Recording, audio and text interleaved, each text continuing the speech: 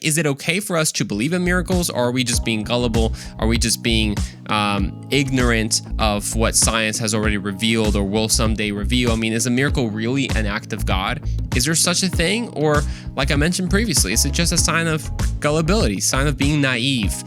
Being kind of, you're stuck in the dark ages for crying out loud. I mean, how can we know if something is a miracle and not just a random act of nature?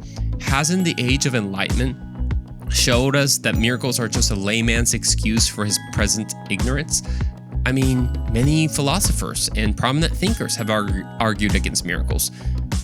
Are they right? Well, let's dive deep into the truth in this episode.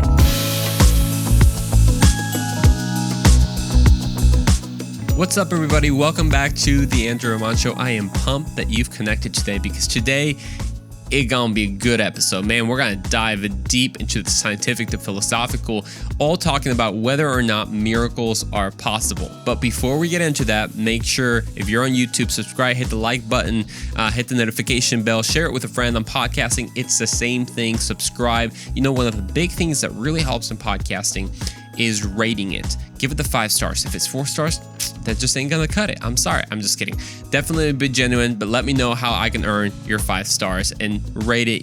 It's even better if you actually write a review. That would be amazing. Well, let's get into today's topic because we're gonna need as much time as we can cover because, of course, this is a huge conversation, but I believe it's something that we can, in part, answer in a way that can encourage us today.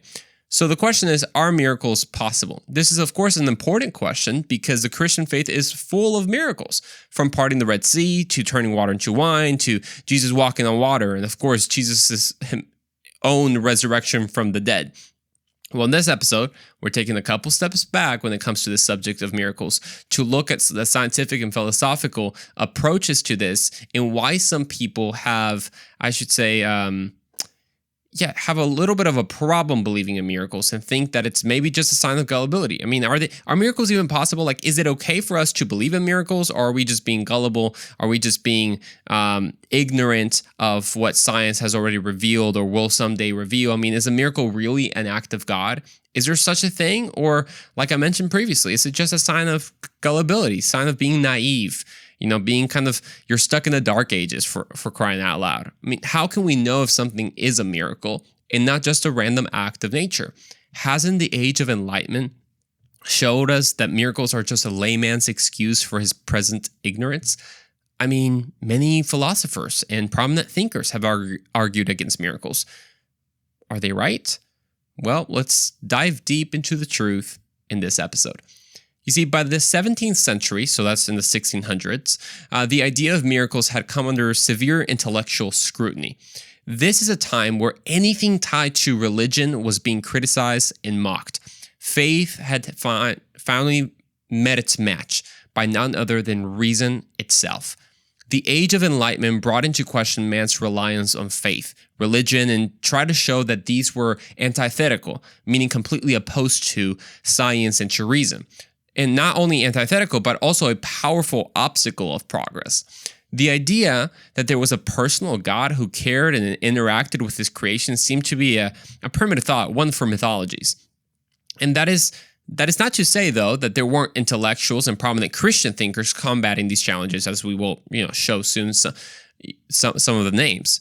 But the objections to miracles came from two different sides, the atheists and the deists. Now, to define deism, it's important. I will define it you can find this online as well. It's, quote, belief in the existence of a supreme being, specifically of a creator who does not intervene in the universe. The term is used chiefly of the intellectual movement of the 17th and 18th century that accepted the existence of a creator on the basis of reason, but rejected belief in a supernatural deity who interacts with humankind, end quote. So even though some of these arguments against miracles are centuries old at this point, you can still see their influence in culture today.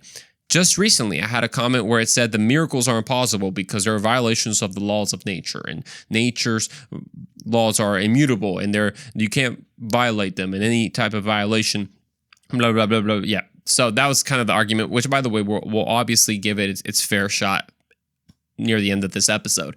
But today we're going to study the origin of such skepticism and offer what I believe are reasonable answers to these objections.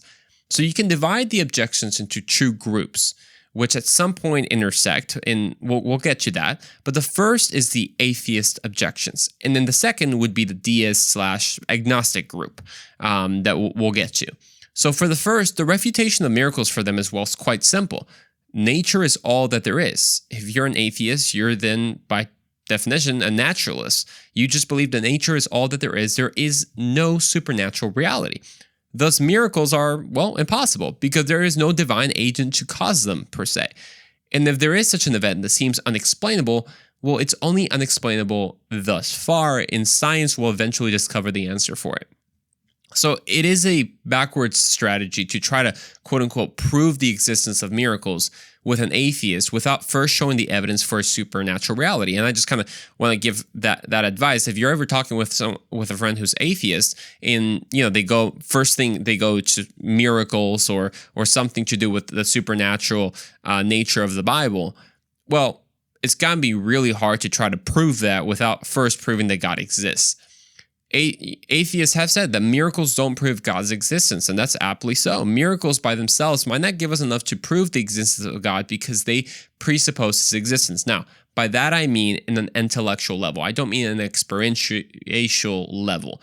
Like, oh, if a miracle happens in your life, that's not enough to prove God. That's not what I'm saying. I'm saying on an intellectual level, one presupposes the other. And that's, as we shall see, miracles are actually ways that God highlights his work here on earth. So the conversation about miracles with someone who denies God's existence or any supernatural intelligent being or mind must first begin with the conversation about God's existence. This is really, really important, because I know a lot of people that will try to have conversations with skeptical friends, and if they're coming from a naturalist worldview, humanist, naturalist, it's all kind of they're different, but in many ways similar. Just for the sake of the argument right now, we'll make them similar. And they'll start trying to talk about miracles or anything like that when it's like, hey, you can go case by case, but a good way to think is, try to establish common ground at first. I mean, how are you going to try to argue for miracles when they don't even believe in God's existence? So that's always a good place to start. It's, hey, if someone jumps to the miracles, you're like, well, if God exists and it's possible, but you don't believe in God's existence, so why are we arguing against this? This is more of a straw man, because based on your worldview, there's no such thing as a miracle. So let's now discuss why your worldview doesn't actually answer the questions of the beginning of the universe and the evidence that we have so far scientifically, etc., philosophically, which, by the way, be sure to check out episodes number 7, episodes 113, where I talk about how to really talk about God's existence in a way that's rational, in a way that makes sense. And none of us here are at least purposely gullible. We're all trying to be reasonable people and not believe in fairy tales. So to put it simply, the conversation that you have with someone is, hey, if God exists, then miracles are possible. Seems pretty straightforward.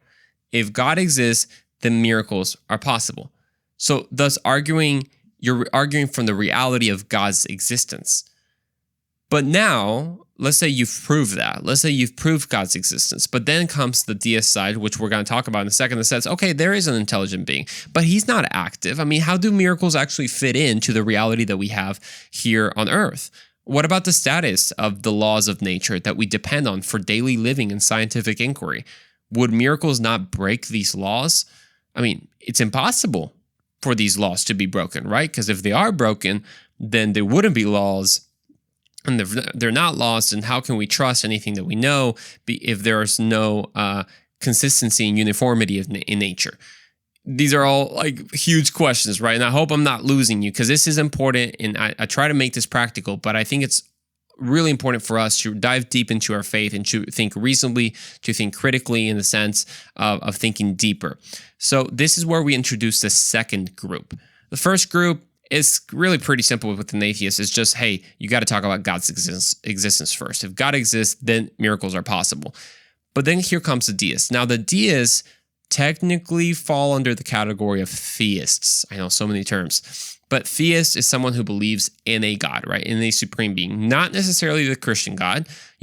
it's kind of, you can say it this way, all Christians are theists, but not all theists are Christians type of thing. Emeritus professor of mathematics at Oxford, John Lennox, provides a very clear kind of distinction. Now, he's going to use the term theists here, but deists are part of that, okay? So listen to this.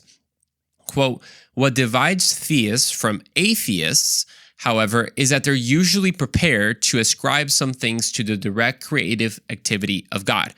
Meaning, the deists are okay with ascribing something that is the consequence of God directly acting in creation. So he gives an example. For instance, they regard God as directly responsible for the existence of space, time, mass, and energy.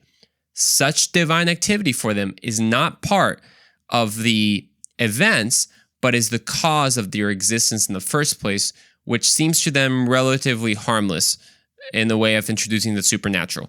Meaning, okay, God created everything. That's that. But what they have in common, the deists and the atheists, is that they don't regard as harmless introducing a supernatural acts of God to account for any phenomenon within the causal history of the universe since the Big Bang, thus disrupting the uniformity of nature as they conceive it. Whoa. Okay, this was just like a lot of scientific terms. What exactly happened? It's basically this. Hey, atheists say there's no God ever, like ever. There's just no supernatural beings ever, so there's no miracles. Then deists go like, well, I'm okay saying that there was a God at the beginning, but after that, that's it. There's no more supernatural stuff. Like, because anything else will disrupt the uniformity of nature as we conceive it. So, nope, not going to happen. This is the crucial question of miracles. What is God's relationship with his creation? What is it? Does God keep interacting with his creation? Can he not? Is he limited? What's going on here? Well, we know by fact that he's the creator of it. Genesis 1:1 is very clear. In the beginning, God created the heavens and the earth. So he is the first cause. What do I mean by that? He's the first. Remember in episode 7, we talked about the cause and the effect, right? The cause and the potential. And God is the first cause, meaning he caused everything to come into being. Now, that causation happened in 2 different levels: a primary or direct way and a secondary or indirect way. Meaning, God causing the universe to exist in the first place is primary, while God, quote unquote, sending rain is secondary. Hopefully you followed me there. God, it does a primary action, a direct action to create the universe, but then he creates within the universe systems that will send rain wherever it needs it here on earth, and that's his secondary causation. Philosophical terms, but also really important, because here is where Christians and we differ.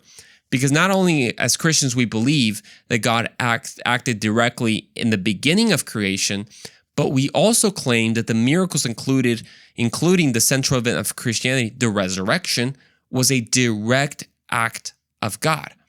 This is like a revolting statement to hard atheists and deists. I mean, well-known atheist Richard Dawkins didn't spare any words when he said, quote, "The 19th century is the last time when it was possible for an educated person to admit to believing in miracles, like the virgin birth, without embarrassment. When pressed, many educated Christians are too loyal to deny the virgin birth and the resurrection, but it embarrasses them because their rational minds know that it is absurd. So they would much rather not be asked." End quote. Like I said, he didn't spare any words. Now, this is patently false because there are plenty of highly educated people today, living and before, that were greater eminence and are greater eminence than him, who publicly affirm their belief in the supernatural and in particular the resurrection of Christ. To name a few: Sir John Polkinghorne, Sir Dr. Francis Collins, Dr. William Phillips, which, by the way, is a Nobel Prize winner in physics. I would look up all these names yourself so that you can see their work. But there still remains kind of an attitude of treating people who believe in miracles as people just stuck in the dark ages without the enlightenment of science. But as we've seen, there are plenty of intellectuals who believe in miracles. So where's the crux of the matter? Like, what's going on exactly? Well, this is where we're going to focus on one main objection. That is, of miracles being violations of nature's law and therefore impossible. You may kind of maybe heard me hint at that, but that's what we're going to focus today. You see, this argument was brought forth by a philosopher called Benedict de Spinoza in the 17th century. Yet, its most powerful expression came by a Scottish Enlightenment philosopher called David Hume, who wrote in his famous essay, An Inquiry Concerning Human Understanding, that miracles are, quote, violations of the laws of nature, end quote. He considered the laws to be established and unchangeable. This, for him, was an argument from experience. This is what he says, quote, it is no miracle that a man, seemingly in good health, should die on the sudden, because such a kind of death, though more unusual than any other, has yet been frequently observed to happen. But it is a miracle that a dead man should come to life, because that has never been observed in any age or country. There must, therefore, be a uniform experience against every miraculous event. Otherwise, that event would not merit that description. What is he saying? That his point being that no reasonable man would ever believe in miracles that are contrary to his uniform experience, and the uniform experience of the laws of nature. So, would you really believe something that's contrary to the laws of nature instead of what we know to be true? That's basically his argument. And I get part of it because the laws of nature are used to describe what happened in the past, but they can also successfully predict what will happen in the future. I mean, this is pretty crazy how uniform the laws of nature are in our universe and in our world, because they're so uniform that they can successfully predict the future with such accuracy, for example, that the orbits of communication satellites can precisely be calculated for Moon and Mars landings. That's pretty insane. So it is, of course, understandable that this talk about God, a God who arbitrarily intervenes and alters and suspends and reverses, seems like, he's violating these laws. And thus, if he's violating them, he's overturning the immutability, meaning the unchanging nature of those laws in the very basis of scientific understanding of the universe. That's not cool. That's not even possible. How is that even possible in the first place? Well, here's where we get to the nitty gritty, and I hope that this will give you some great examples for you to kind of refute these arguments that really have been refuted for a long time now, but they're still very popular. So first, a quick note on the idea that the belief in miracles in general, and specifically in the New Testament, just arose from a primitive pre-scientific culture in which people were just ignorant of the laws of nature, so they readily and naively accepted miracle stories. Ian Hutchinson, an MIT physicist, accurately writes, quote, the fact that the resurrection was impossible in the normal course of events was as obvious in the first century as it is for us. Indeed, that is why it is seen as a great demonstration of God's power, end quote. So like us, the first century guys, they didn't see people pop back after dying very often. Like Hume describes a miracle, it went against their unified experience. Thus, their belief in the resurrection wasn't because they didn't think that it was naturally an impossible event. So they're like, oh, that totally makes sense. No, it was because of the sheer weight of direct evidence that was presented again to them, not because of their ignorance of nature's laws. And this is where we arrive at the deeper crux of the matter, because every time we're kind of just going deeper and deeper and deeper. And that has to do with our understanding of nature's laws and our description of miracles as, quote, violations of such laws. And this is one of my favorite examples, so pay attention. The idea that miracles are violations, because again, we've been using that term a lot, like violations in nature's laws, but I want to kind of describe it in the way that for us to understand.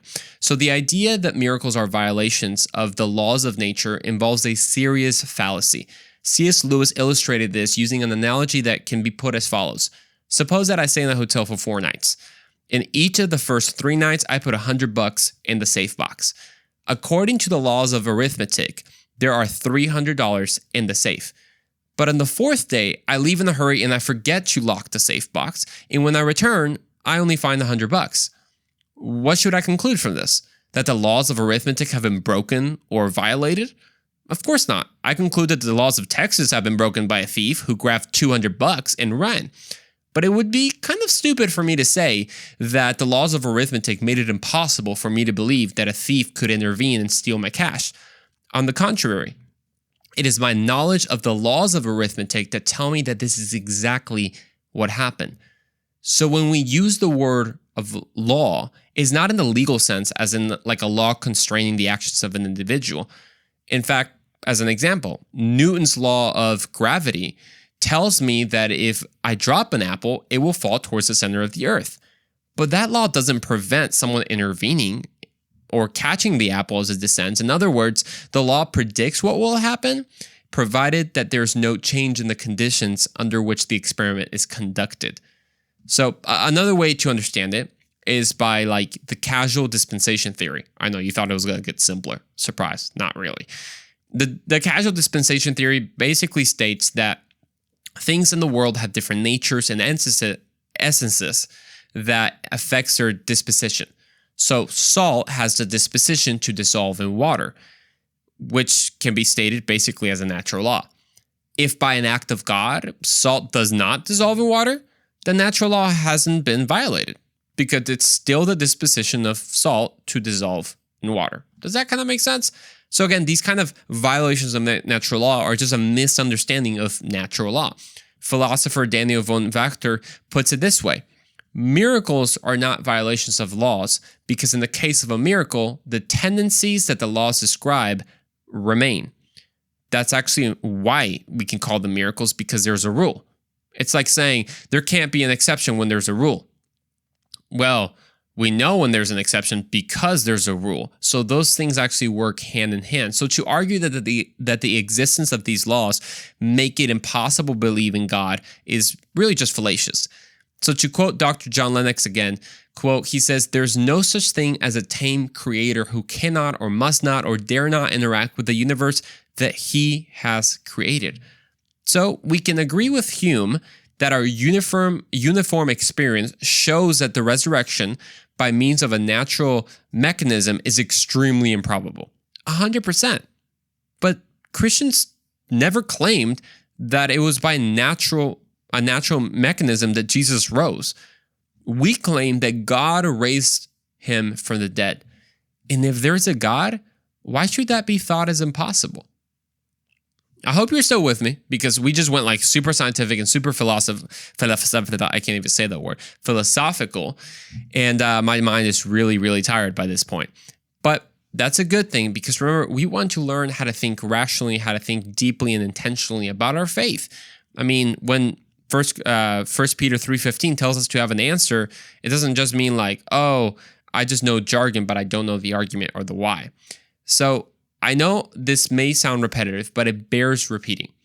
That when God intervenes, he's not violating or destroying any laws of nature. I'm going to say it again. He's not violating or destroying any laws of nature. C.S. Lewis's observation is again very enlightening. He says, if God annihilates or creates or deflects a unit of matter, he has created a new situation at that point. Immediately, all nature domiciles it, meaning it encompasses it, this new situation, makes it at home in her realm and adapts all other events. So here's the example. It finds itself conforming to all the laws. So if God creates a miraculous sperm in the body of a virgin, it does not proceed that to break any laws. No, in fact, the laws at once take over. In nature is ready. Pregnancy follows according to all the normal laws, and 9 months later, a child is born. Of course, many books have been written on this subject of miracles because there's just so many different levels of objections. So if you're really interested in further study, I mean, I recommend books that I've read, like I Don't Have Enough Faith to Be an Atheist. They can dedicate a specific chapter to that. That's an easier read, and it's very, very helpful.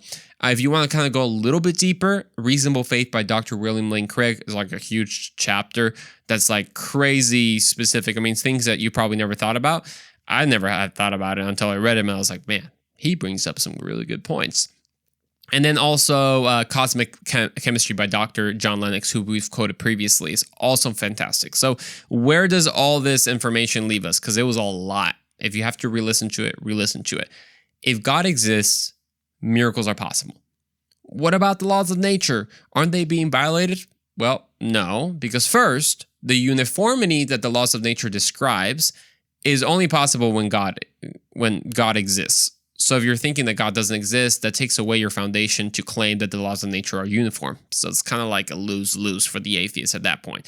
So God's intervention is not, in fact, a violation, as the word, like we've shown, that the word violation is just flawed. So miracles, of course, by definition, are inherently improbable. I mean, I'm talking obviously about the technical meaning of a miracle, not in the casual sense that we use it today. Like, oh my gosh, it was a miracle that I found gas that was at least $4.39. Thank God. Bro, can y'all believe it, man? Our gas is still, oh my gosh. Gas prices are still crazy. If you're like in a different country, you're like, what's going on in the US? Don't get your gas here at least. So, I mean, probably worse in other countries for all I know. But that's kind of the casual way of using the word miracle.